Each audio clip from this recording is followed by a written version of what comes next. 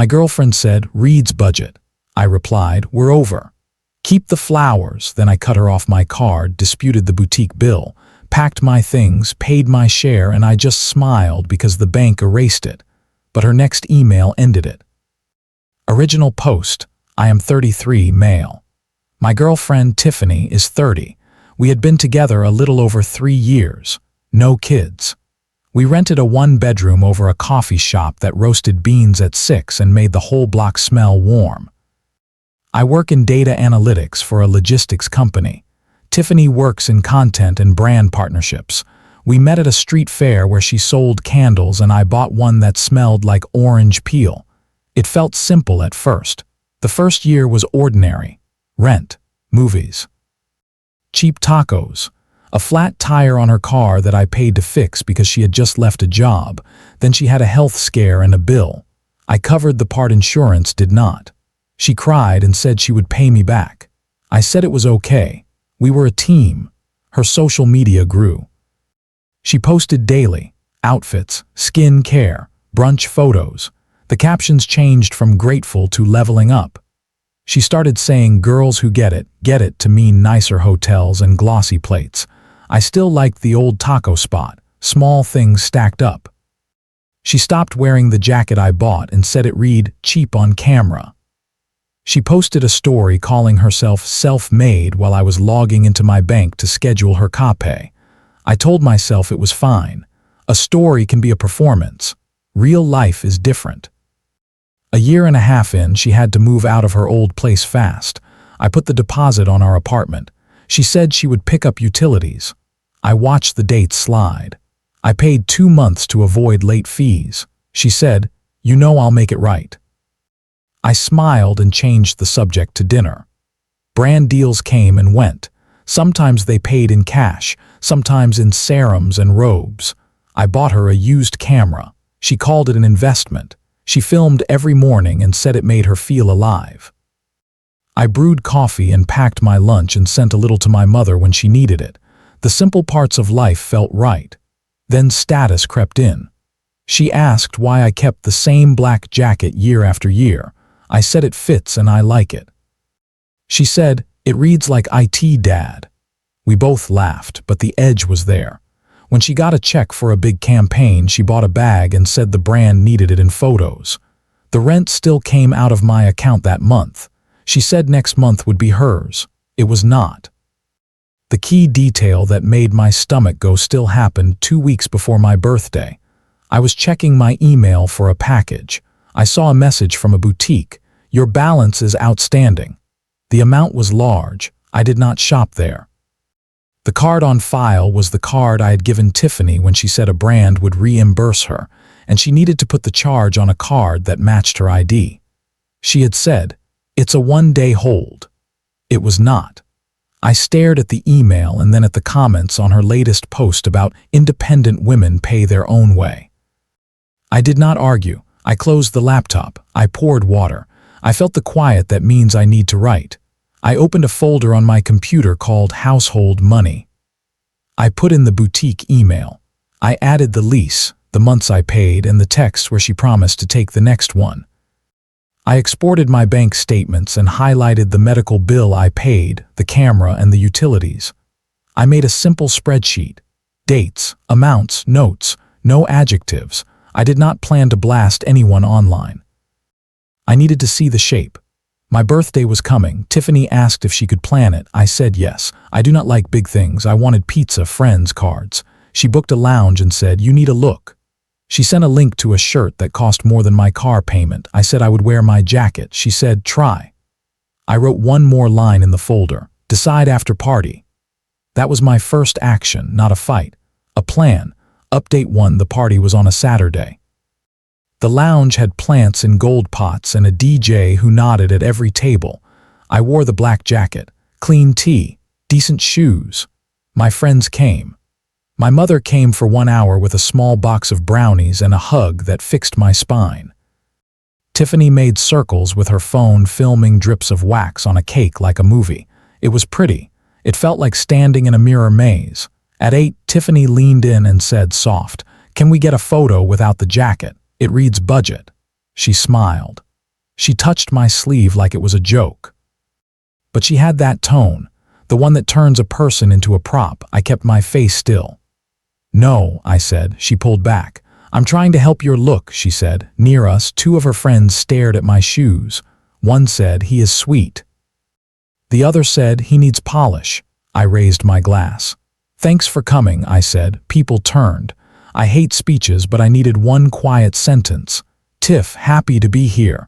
Before the cake, I want to thank people who helped me this year." I looked at my mother. "You kept me reading when we had nothing," I said.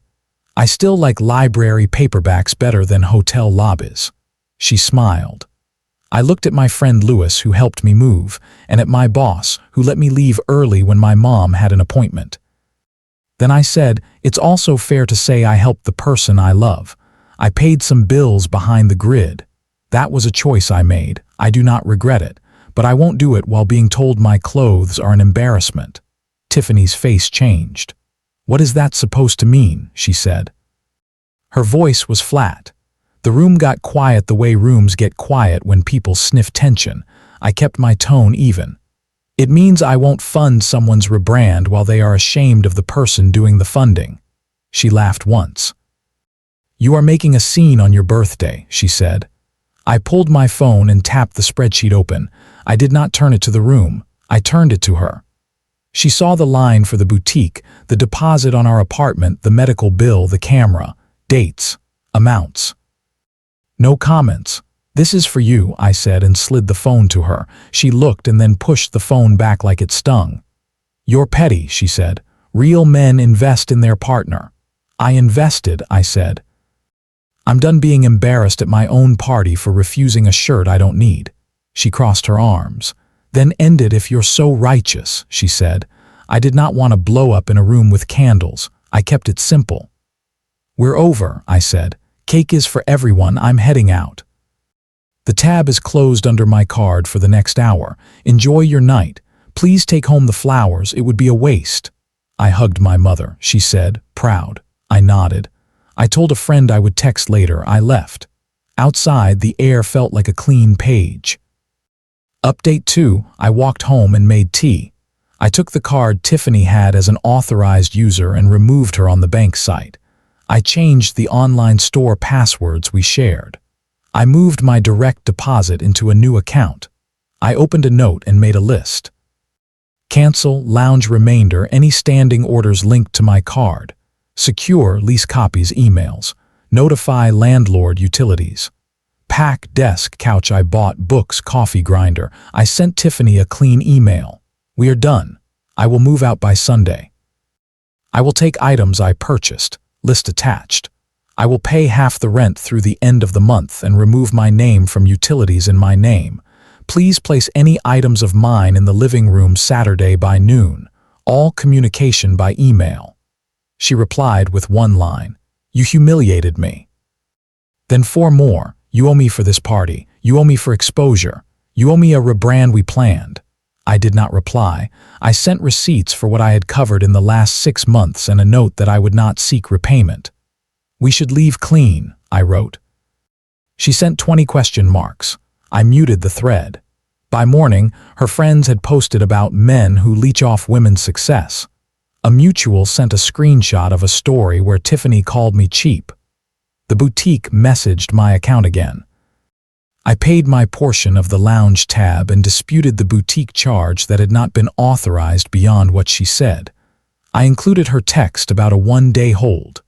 The bank opened a claim. I called a lawyer a colleague recommended. I did not want a war. I wanted boring lines. He said, "No joint accounts. Good, return her platform access, change passwords, keep screenshots, do not explain your finances online." He said, "If she threatens to post private details, send a short note through me." He drafted a template. It said, "Cease, desist, we will seek remedies." I hoped I would not need it. I boxed my books and my few nice things. I took photos of the apartment as I packed. I asked the landlord to release me from the lease. He said it was fine if she qualified to keep it. She did. I sent my notice. Tiffany tried money a different way. She sent a request for half of a trip deposit she had put down for a brand retreat in Mexico as a couple. I forwarded the email where the brand called it a solo creator spot and said no plus ones. "Not my bill," I wrote. She swore at me in 3 texts. I saved them and did not respond. 2 days later, the boutique charge disappeared. The bank sided with me. She posted a blurry photo with a caption about fake nice guys. I did not answer. My mother texted soup. I went and ate soup and felt human. At work, I kept my head down. Numbers do not care about drama. My boss asked if I wanted time off. I said I was better at work than at home that week. He nodded and said to keep boundaries on email. I put my phone in a drawer and finished a clean analysis. It felt like washing a window. On Saturday, I arrived with 3 boxes and a hand truck. Tiffany had stacked my things by the door. She was in a sequin top at noon. She did not cry. She glared. "You wrecked my night," she said. "I ended a thing that was wrecking me," I said. "I hope your next person fits your feed." "You will regret this when you see me up," she said. "I will applaud from a distance if you get there without using me," I said. I picked up my box and left. Update 3, 3 weeks later, Tiffany emailed. Subject, talk. The body said, 1 hour, public place, no drama. I set the rule. Sunday, noon. Park bench, 30 minutes. She arrived in a beige coat and sunglasses. She sat with her hands tucked into her sleeves. "I overreacted," she said before I spoke. "That night you made me feel small. People saw. You should have talked to me private." "I did talk many times," I said. "You called my jacket embarrassing. You put charges on my card that were not covered. You told the internet you were self-made while I was paying bills. I showed you a list. That was the only public part. I did not call you names." I said I would not be embarrassed while doing the support. She stared at the pond. "I grew up with nothing," she said. "I wanted a different life. I wanted not to be laughed at." "I did not laugh," I said. "I asked you not to laugh at me for not dressing like a brand. You turned love into a thing to stage. I will not live on a set." She leaned in a little. "We can fix this," she said. "We can make rules. We can do a shared card for content. We can track reimbursements. We can rebuild the brand together. Couples do this." "I do not want to be a character," I said. "I do not want my role to be bank. I want a partner who likes the person I am, jacket and all." She blinked fast. "I liked you when we met," she said. "You were calm, you made tea, you were not trying to impress anyone." She laughed once, small. I was. "I liked you then too," I said. "You were kind. You sold candles and wrote thank you on the bag. I hope you find your way back to that person. I will not be there." "So this is it," she said. "This is it," I said. She nodded, stood, and left without saying goodbye. The geese made slow vitakes over the water. I sat and felt the right kind of tired. Final update, it has been a year since the party with the plants and the quiet sentence that ended us. My life is small in the way that fits. I moved to a 1-bedroom on the 2nd floor of a brick building with a balcony no one uses. I bought a used couch that does not try to be a cloud. I kept my black jacket on its hook. It still fits. I made a rule for money. No authorized users. No holds for brands. If someone needs a loan, it is small and it is a gift. If I cannot gift it, I do not do it. I wrote it on an index card and taped it inside a kitchen cabinet. It keeps my hands honest when my heart gets soft. The social noise passed fast. People have their own mess to manage. Tiffany posted photo dumps that looked expensive and then less expensive. A mutual told me one of her bigger sponsors cut budget and she pivoted to local gigs. She posted a long note about resetting with fewer things. I hope it is true. I do not check now. Work gave me a good stretch. I built a simple dashboard for a client who kept guessing. They stopped guessing. They sent a nice note and another contract. I used the bonus to pay off the card I had given Tiffany access to. I closed that line and slept. In spring, I met Christina at a community event for the neighborhood library.